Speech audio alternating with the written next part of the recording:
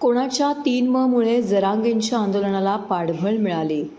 जुलै ते डिसेंबर या 5 महिन्यात मनोज जरांगे या 6 अक्षरी नावाने राज्याचे राजकारण ढवळून निघाले आहे. 20 जानेवारीपासून ते मुंबईकडे कूच करणार आहेत. त्यापूर्वी सरकार मराठा समाजाला आरक्षण देते का यावर बरेचसे राजकारण अवलंबून आहे.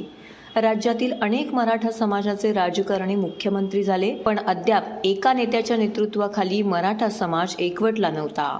ती किमया मराठा समाजातील मनोज जरांगे यांनी करून दाखवली. त्यामुळे 2023 वर्षाचे हिरो जरांगे हेच आहेत. याबाबत कोणाचे दुमत असण्याचं कारण नाही. यशवंतराव चव्हाण, वसंतदादा पाटील, शरद पवार, विलासराव देशमुख हे मराठा समाजाचे मुख्यमंत्री होते, पण त्यांनी कधीही एका समाजाची बाजू घेतली नाही. त्यामुळे मराठा समाजावर अन्याय झाला. एकेकाळी मोठी जमीन नावावर असलेल्या या समाजात नव्या पिढ्या उदयास आल्या. तसेच जमिनीचे वाटप तुकड्या तुकड्यात झाले. त्यामुळे एकाच कुटुंबातील एक भाऊ निमसरकारी सरकारी नोकरीत लागला. दुसरा भाऊ असलेली शेती करू लागला. पण अवकाळी, नापिकी, कर्जबाजारीपणा यामुळे शेती करणे दिवसेंदिवस कठीण होऊ लागले आहे. शेतीतून पुरेसे उत्पन्न नसल्याने विवाहाच्या समस्या निर्माण झाल्या. आर्थिक आणि सामाजिक समस्या यामध्ये अडकलेला हा समाज नव्या नेतृत्वाच्या शोधत होता. मनोज जरांगे यांच्या मागे उभा असलेला हाच मराठा समाज आहे.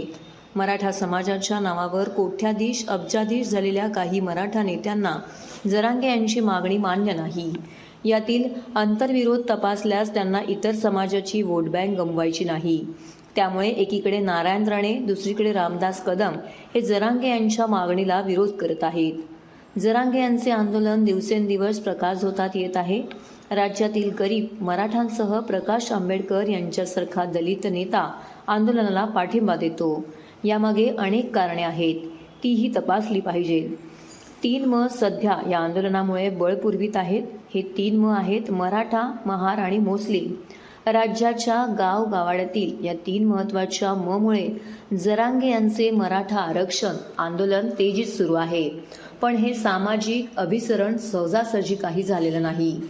20 ते 25 वर्षापूर्वी मराठा सेवा संघाच्या माध्यमातून या अभिसरणाला राज्यात सुरुवात झाली. बहुजन समाजाच्या महापुरुषांची बदनामी, विकृतीकरण करणाऱ्यांवरती संभाजी ब्रिगेडने हल्ले करायला सुरुवात केली. त्याची सुरुवात पुण्याच्या भांडारकर संस्थेपासून झाली आणि आपोआप ही चळवळ खेडोपाडी पोहोचली. मराठा आणि दलित यामधील भेद मोठ्या प्रमाणात कमी झाले. काही वर्षापूर्वी प्रकाश आंबेडकर यांनी संभाजी ब्रिगेडसोबत मराठवाड्याच्या निवडणुका लढवल्या. त्यांना यश काही आले नाही. पण या माध्यमातून मराठा, दलित आणि मुस्लिम ही नवीन आघाडी तयार झाली. ही आघाडीत जरांगे यांना बळ पुरवत आहे. जरांगे यांची मागणी सरकारने पूर्ण न केल्यास या आघाडीमुळे राज्याच्या राजकारणात येत्या काळात नवीन बदल होण्याची शक्यता नाकारता येणार नाही.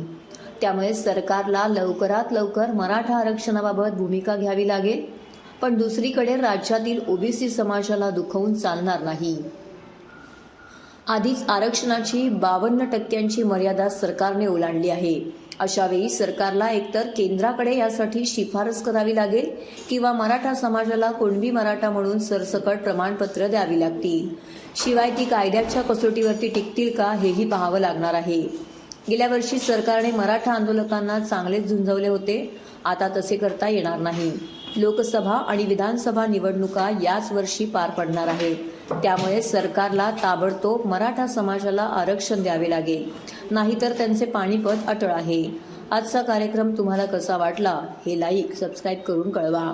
आता आपली भेट उद्या नवा विषय घेऊन. नेत्यांच्या खबऱ्या दररोज पाहायला विसरू नका.